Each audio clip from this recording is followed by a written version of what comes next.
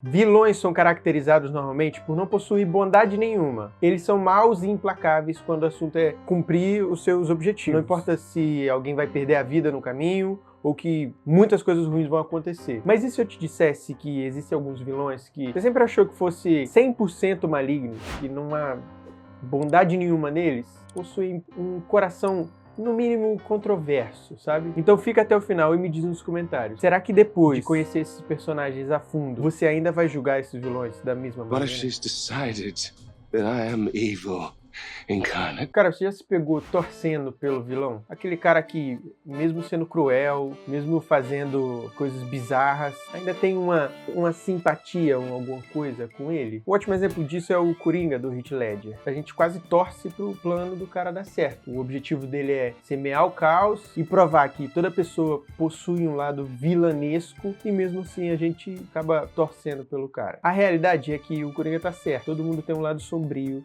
dentro de si. E é isso que faz a gente se conectar, sabe? Se identificar com alguns personagens, alguns vilões, sabe? Por mais que os planos deles sejam ruins. Não é que a gente concorda com o caráter, com o objetivo das pessoas, dos vilões no caso, mas a gente acaba se simpatizando porque o vilão é um reflexo do que nós seres humanos temos de ruim, sabe? Eles são maus? Não tenha dúvida. 100% maus. Quando se trata de vilão, é vilão mesmo. E nessa lista eu vou falar de vilão. Ponto. Mas será que é apenas isso? É isso que a gente vai ver hoje. Eu não tô falando de vilão que é ruim e do nada ficou bom, sabe? Não é esse o caso que eu quero dizer. Eu quero navegar um pouco mais sobre as nuances das personalidades dos vilões, sabe? What? Você vai entender conforme o vídeo for passando.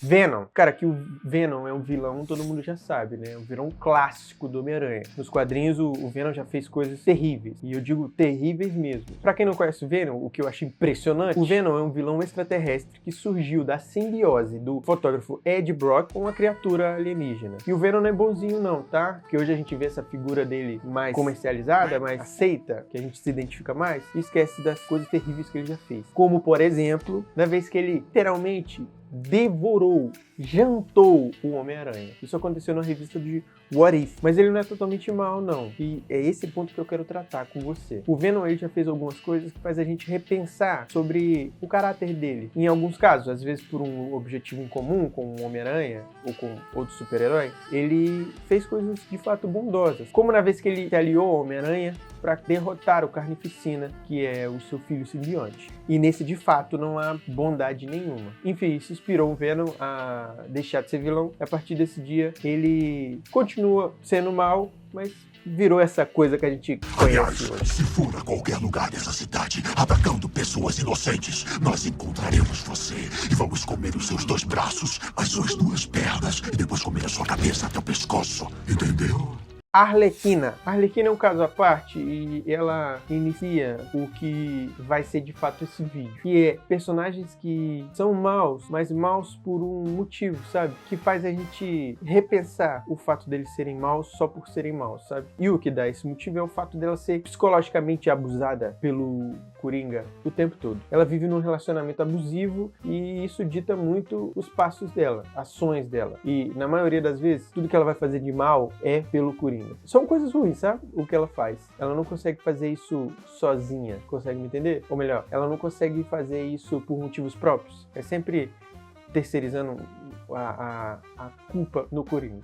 Mas, como esse é um vídeo para fazer você repensar algumas coisas, a Arlequina também tem um lado controverso, um lado discutível. A gente também tem o exemplo da Arlequina no filme Aves de Rapina, que mostra uma Arlequina muito mais vulnerável, muito mais frágil. Não é um filme tão bom, mostra esse lado mais frágil, mais vulnerável da Arlequina.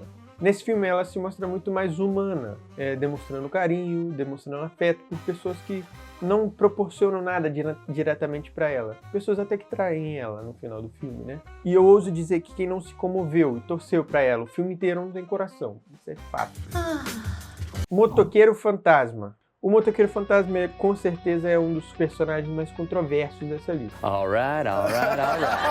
Algumas pessoas consideram ele vilão, outras pessoas consideram ele anti-herói, eu já vi gente que considera ele herói, o que eu acho um absurdo. Você vê que tem essa discussão sobre o cara. Isso se dá pelo fato do Motoqueiro Fantasma ter uma ligação muito forte com as forças do mal, com literalmente demônios, mas ele também é um ser humano, ele é dotado de nobreza, de bondade, de sentimentos humanos, de tristeza, felicidade, coisas enfim, ele não é um psicopata, por exemplo. Apesar disso, o Motoqueiro Fantasma é um vingador nato, e muitas das suas missões, ele fez coisas que deixam a gente impactados. Tá certo que ele só faz coisa ruim com quem é mal, mas as coisas que ele faz questiona se é só pra cumprir um objetivo, sabe? Ele tortura as suas vítimas, que são ruins, mas enfim, se ele fosse um herói, por exemplo, ele prendia.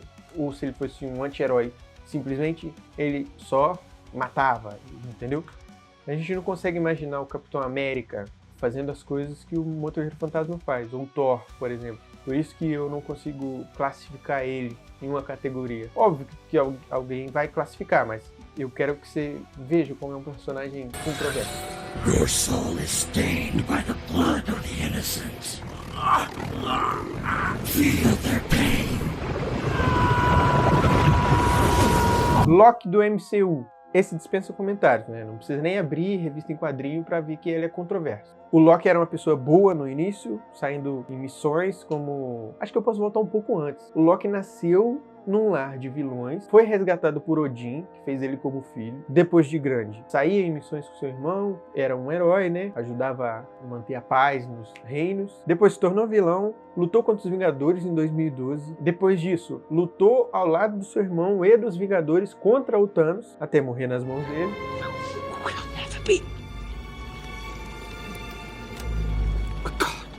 Lá em Guerra Infinita. E não foi só isso. A variante do Loki que a gente viu na série se mostra um cara com dilemas pessoais, sabe? Um cara que consegue rever a sua vida e definir a si mesmo como uma pessoa boa. Na segunda temporada, alerta de spoiler para quem não viu, veja, porque é muito bom. Ele finaliza o seu glorioso propósito, como ele diz, segurando todas as linhas do tempo e salvando o multiverso da Marvel. Atualmente, o Loki é o ser mais poderoso da Marvel.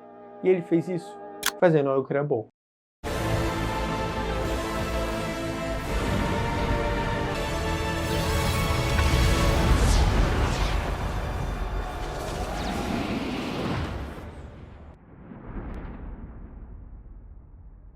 Trem-bala. Saindo um pouco agora do universo Marvel, nessa série específica parece que todo mundo é vilão, todo mundo é ruim. E o mais interessante é que, não só o Trem-bala, mas todos os personagens que são maus, que são vilões, acaba torcendo até pelo personagem, sabe?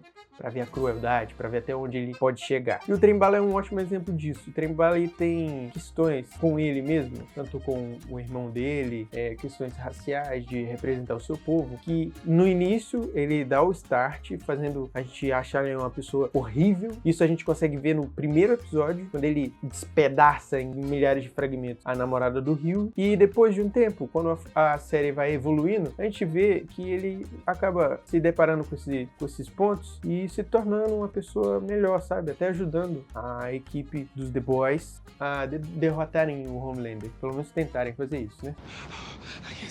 I can't stop.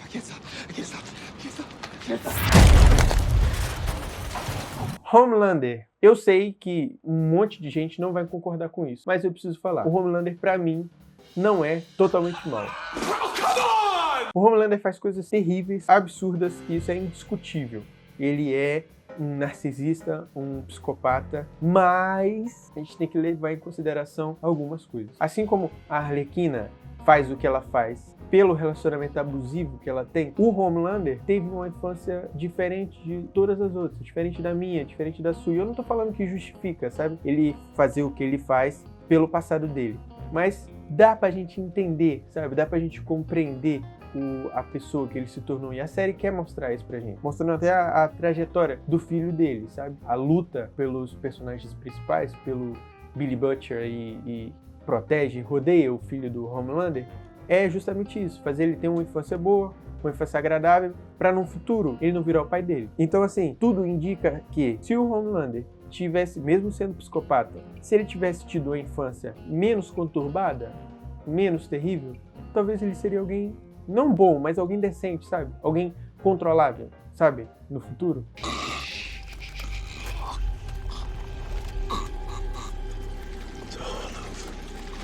Magneto. Magneto é de longe o vilão mais confuso dessa lista, tá? Ele uma hora é mau, outra hora é bom, outra hora ele ajuda os mocinhos, os heróis, outra hora ele vai contra eles. E isso, às vezes, no mesmo filme, na mesma história, sabe? Não é incomum. Mas porque ele é controverso. O Magneto é o líder dos mutantes que se opõem aos humanos, sabe? Ele, como é um sobrevivente do Holocausto e viveu a sua infância preso por nazistas, muitas das suas ações são determinadas por isso, sabe? Ele acredita que proteger os mutantes, acima de tudo, é dominar ou destruir os humanos, antes que eles façam o mesmo. E não sei se isso te remete a alguma coisa, né? O Magneto age com base na sua própria experiência de vida. Isso faz as ações dele se tornarem compreensivas. Apesar do objetivo dele ser nobre, que é proteger uma raça da qual ele faz parte, os métodos dele são violentos demais. Isso faz dele um vilão. O Magneto já fez parte dos X-Men e já até recrutou, ao lado do Xavier, mutantes novos. Isso a gente vê nos primeiros filmes do X-Men, a partir dos anos 2000. O Magneto, que era amigo do Xavier, queria, assim como ele, que os humanos tivessem um lugar de fala. Mas diferente do Xavier, que queria uma harmonia plena dos humanos com os mutantes, o Magneto acredita que os mutantes são a raça superior e por isso devem controlar o poder e, enfim. E ele não estava nem aí, em alguns momentos, para o que fosse acontecer com a humanidade. O que importa é seus objetivos. Retratando novamente o que ele viveu no passado.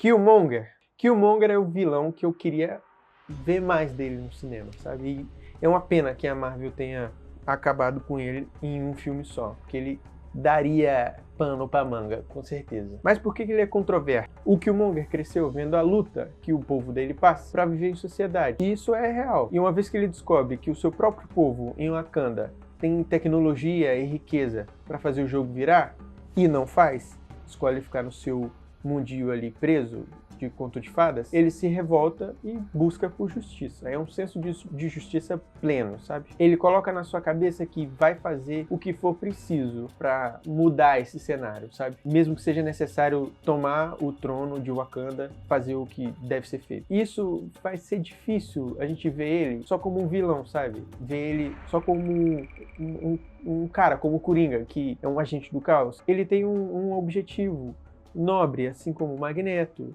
Enfim, os métodos dele são violentos demais para o que ele se propõe fazer. Agora eu te pergunto, existe algum personagem e algum vilão que você considera questionável, considera controverso, e eu não disse aqui na lista? Diz para mim nos comentários que eu faço um novo vídeo com nossos personagens. Se você gostou, deixa o like. Se você não gostou, pode deixar o dislike, tá tudo bem. Compartilhe esse vídeo para quem você quiser e valeu!